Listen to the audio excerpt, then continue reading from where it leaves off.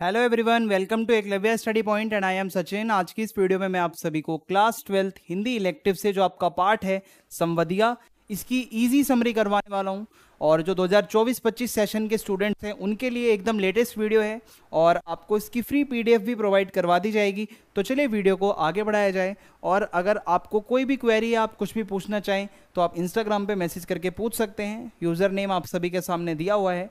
और अगर आपको हमारे फ्री पीडीएफ नोट्स डाउनलोड करने हैं तो उसके लिए आप टेलीग्राम ऐप को डाउनलोड करें और टेलीग्राम ऐप डाउनलोड करने के बाद आपको सर्च मारना है क्लास 12 ESP न्यू ग्रुप। ये ग्रुप ज्वाइन करने के बाद आपको सारी पीडीएफ्स वहाँ पे मिल जाएंगी। तो अब हम चलते हैं आज के पार्ट की तरफ। तो इंट्रोडक्शन देखते हैं। हमारे इस पार्ट में एक संवदिया है। संवदिया का मतलब होता है जो संदेश वाहक होता है, जो मैसेंजर होता है। ठीक है, तो इस चैप्टर के अंदर जो संवदिया है उसका नाम है हरगोबिन। ठीक है, हरगोबिन नाम का एक मैसेंजर है जो लोगों के संवाद एक गांव से दूसरे गांव लेकर जाता है। तो एक दिन बड़ी हवेली से बड़ी बहुरिया का बुलावा आया, यानी कि भाई उसके गांव में कोई बड़ी हवेली होगी और उस बड़ी हवेली में कोई बड़ी बहुरानी होगी, बहुरिया होगी। तो उसको आश्चर्य हुआ कि आज जबकि संदेश भेजने के लिए गांव गांव में डाकघर खुल गए हैं तो बड़ी बहुरिया ने उसे क्यों बुलाया। देखो, पुराने ज़माने में जब पोस्ट ऑफिस नहीं होते थे, डाकघर नहीं होते थे, तो लोग क्या करते थे कि भाई मुंह से जो अपना संदेश भिजवाते थे। ठीक है, जो संदेश वाहक लोग होते थे वो संवाद सुनाते थे हूबहू जैसे इमोशंस में सुनाया गया है वही इमोशंस में जाके दूसरे गांव में उसको सुनाना है। मान लो कोई खुशी की खबर किसी को भेजनी है तो वो संवदिया जाएगा दूसरे गांव में और वो संदेश को खुशी के साथ सुनाएगा। वहीं अगर कोई दुख की खबर है तो वो संवदिया दुख के साथ वो इमोशंस मतलब अपने फेस पे रखते हुए वो खबर सुनाएगा।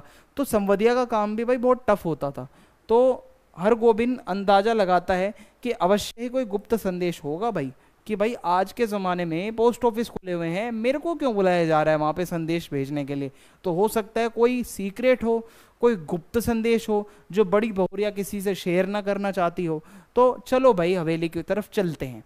तो अब हमारा जो यहाँ पे संवदिया है हरगोबिन, वो चल पड़ता है हवेली की तरफ। ठीक है, अब वहाँ पे जाके वो क्या देखता है आइए आपको बताता हूँ। अतीत की यादों में खो जाना।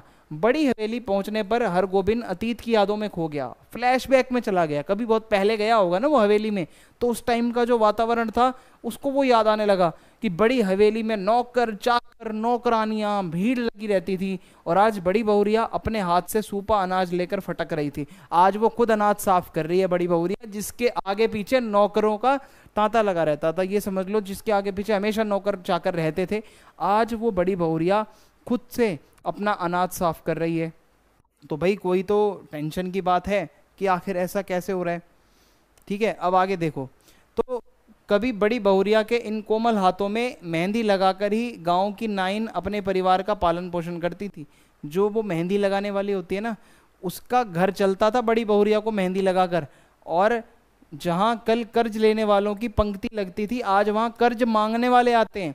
कल बड़ी बहुरिया के घर पे लोग कर्ज मांगने आते थे कल तक, और मतलब क्या कहते हैं कि कर्ज लेने आते थे, सॉरी मतलब कि वो पैसे उधार लेने आते थे। और आज बड़ी बहुरिया ने किसी से पैसे उधार ले रखे हैं और उसके गेट के बाहर लोग पैसे मांगने वाले खड़े हैं, भाई चल हमारे पैसे दे।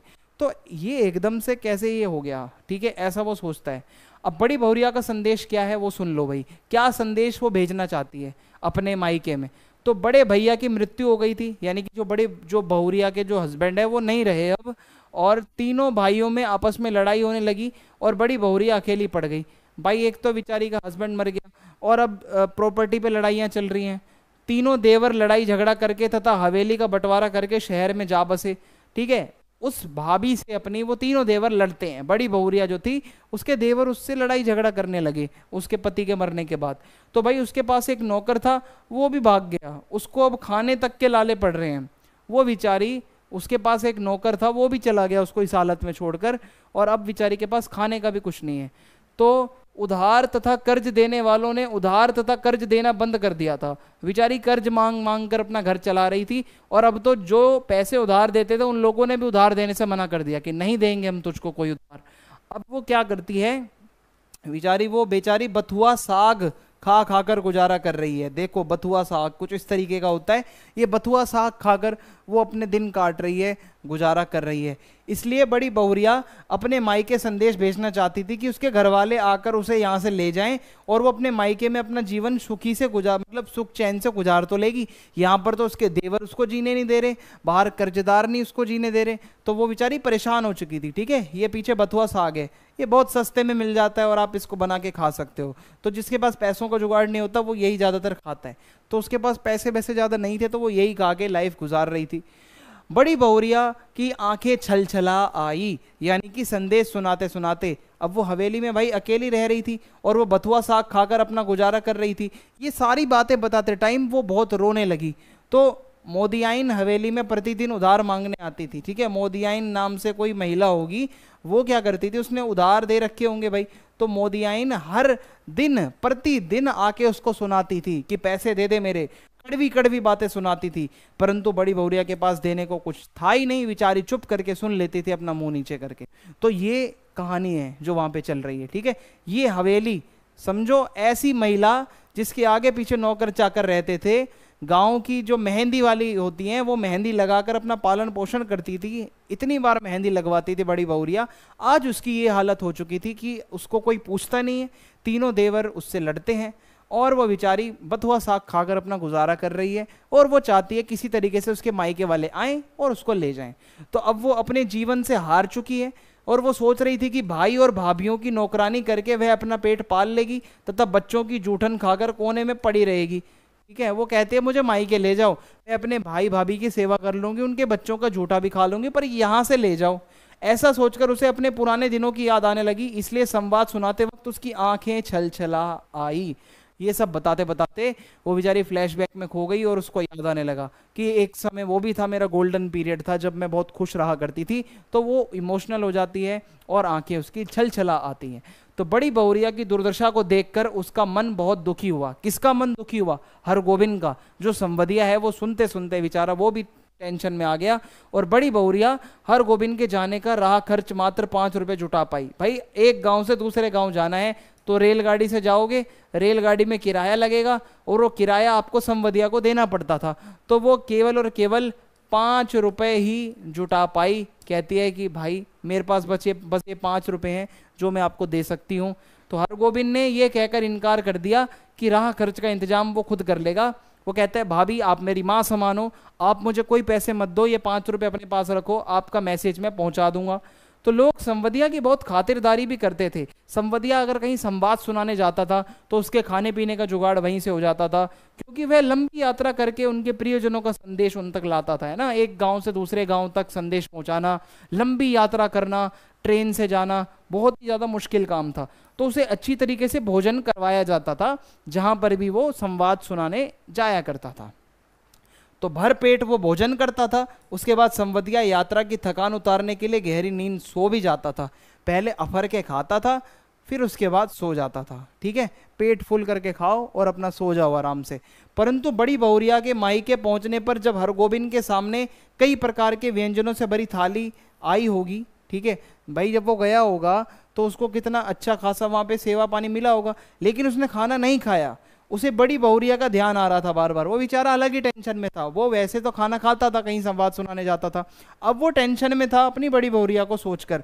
और वह बथुआ साग उबाल कर खा रही है, मैं इधर कैसे अलग अलग व्यंजन खा लूँ, मेरी भाभी माँ बहुत ज़्यादा परेशान है, मुझे कोई थाली, कोई ये सब 100 तरीके की चीज़ें नहीं खानी, आप ये थाली रख लो।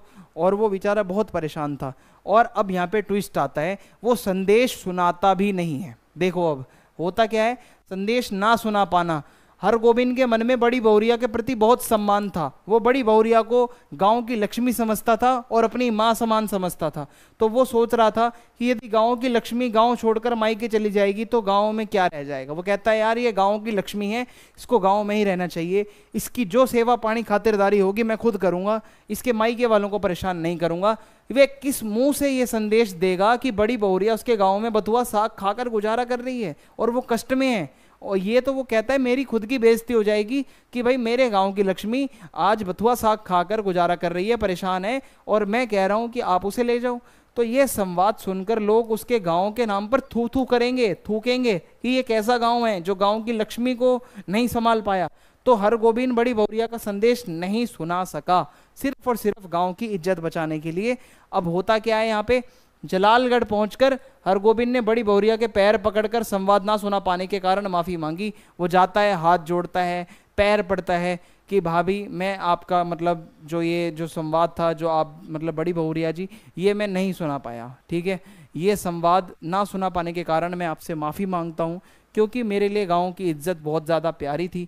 तो उसने कहा कि वह बड़ी बहुरिया के बेटे के समान है, देखिए मैं आपका पुत्र हूँ, ये समझ लो मैं आपका बेटा हूँ, आज से आप मेरी माँ समान हो, पूरे गांव की माँ के समान हो, आपका जो खर्चा पानी होगा, खाने पीने का, रहने का, वो सब मैं खुद देख लूँगा। आप जो है आग्रह करता है कि अब वो निठल्ला नहीं बैठेगा और कोई कष्ट नहीं होने देगा आपको, सब काम करूँगा आपका।